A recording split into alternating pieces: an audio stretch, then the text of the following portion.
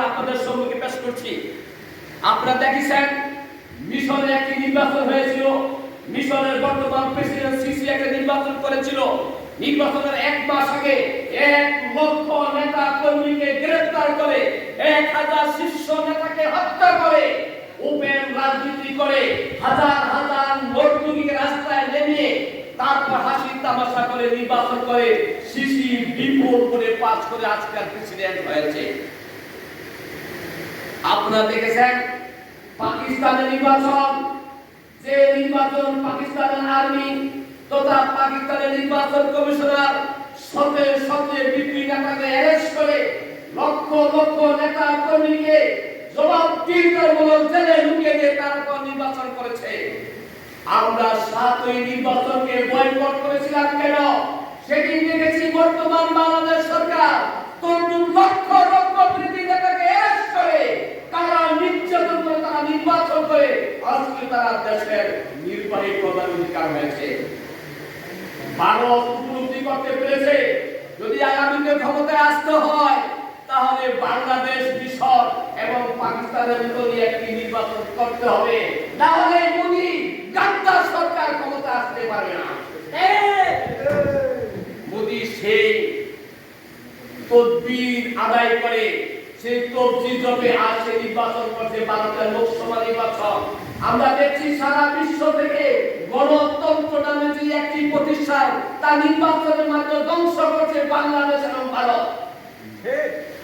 যদি ভারতের সুষ্ঠু নির্বাচন হতো তাহলে আমরা দেখতে পেতাম যে আজ মুসলমানদের যে করুণ অবস্থা ভারতে, শুধু তাই নেই, হানাহানি মারামারি দর্শন সন্তান ভারতের সয়লাব হয়ে গেছে। কিন্তু মোদী সরকার সবকে পিছনে ফেলে তিনি আবারও ক্ষমতা আসার জন্য ওত পেতে বসে আছে। আমাদের বর্তমান সরকার কেন নির্বাচন হয় নাই, আমরা আরো একটি নির্বাচন দাবি করছি। অবস্থা কি হবে? কিন্তু আপনারা দেখছেন বর্তমান বাংলাদেশ শিক্ষানীতির অবস্থা ভারতের শিক্ষানীতির মতন শিক্ষানীতি হচ্ছে। অথচ আমাদের এই দেশে শতকরা 93% মুসলিম দেশ এবং শতকরা 83% মুসলমান জন্মগ্রহণ দেশ, কোরআন ও সুন্নাহ ভিত্তিক দেশ।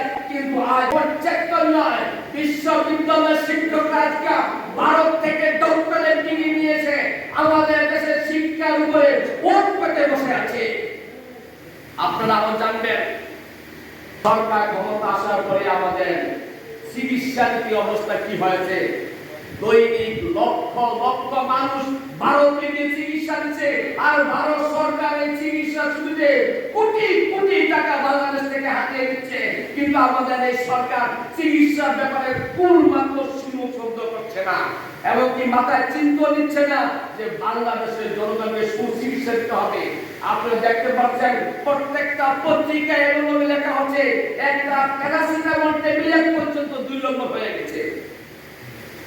কালকে আমাদের এক প্রশাসন ডিবির মহাপরিচালক উনি মিডিয়ার সামনে পেশ করছেন ওর সালাইন, তার মতন একটা লোক একটা ওর সালাইন সম্পর্কে মানুষের সামনে পেশ করছেন। 2 নম্বর ওর সালাইন চলতেছে দেশে, গরিব অসহায় মানুষ কেন খাচ্ছে, তারা পুঁজি দিচ্ছে। সরকার কি পারে না একটা ওর সালাইন ফ্রি নিজের প্রতিষ্ঠান থেকে করে দেওয়ার জন্য? আমার এই সরকারের এই ক্ষমতা নাই, একটা ওর সালাইন দেওয়ার মতো ক্ষমতা নাই।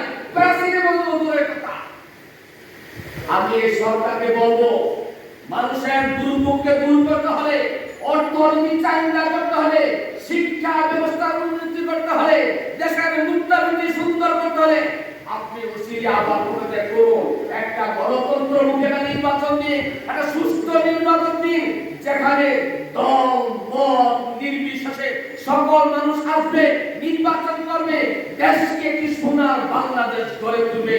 যদি আপনি এটা না করেন তাহলে আমরা চিরতরে আমাদের দেশ এই সরকার ডাস্টবিনে চলে যাবে, কুশ্চিত কালো আর উঠে আসতে পারবে না। ভারত আমাদের পিষে কাটছে, চুষে কাটছে, শোষণ করছে। যে শোষণে আপনার শুনে কম্পিত হবেন। বাংলাদেশের লক্ষ লক্ষ মানুষ চাকরি পাচ্ছে না, যুবক অসহায় রাস্তায় নেমে গেছে, কিন্তু ভারতের হাজার হাজার মানুষ বাংলাদেশে চাকরি করছে। কোটি কোটি টাকা তারা বাংলাদেশ থেকে ভারতে বিলিয়ে দিচ্ছে, আমাদের সরকার কোন শব্দ করছে না। দিন দিন দেশের অর্থনৈতিক অবস্থা এমন পর্যায়ে চলে গেছে যে আমাদের দেশ থেকে কোনো পণ্য ভারতে যাচ্ছে না, কিন্তু ভারত থেকে লক্ষ লক্ষ পণ্য আমাদের আমদানি করতে হচ্ছে। এমনকি যদি ভারত পেঁয়াজ না দেয়, আমাদের সরকার আকাশের দিকে তাকায় থাকে। কিন্তু ইলিশ মাছ আসলে ঠিকই ইলিশ মাছ পাঠিয়ে দিতে পারে, কোনো কুসুদ্ধ করে না। আমাদের দেশে মানুষ মাছ খাইতে পারছে না, 2000 টাকা কেজি, অথচ ভারতের বাজারে দেখেছি একটা মাছ মাত্র 600 টাকা কেজি। ভারত সস্তায় মাছ খায়, মাছ কাটে, মাছ আমাদের আর কে ভারত।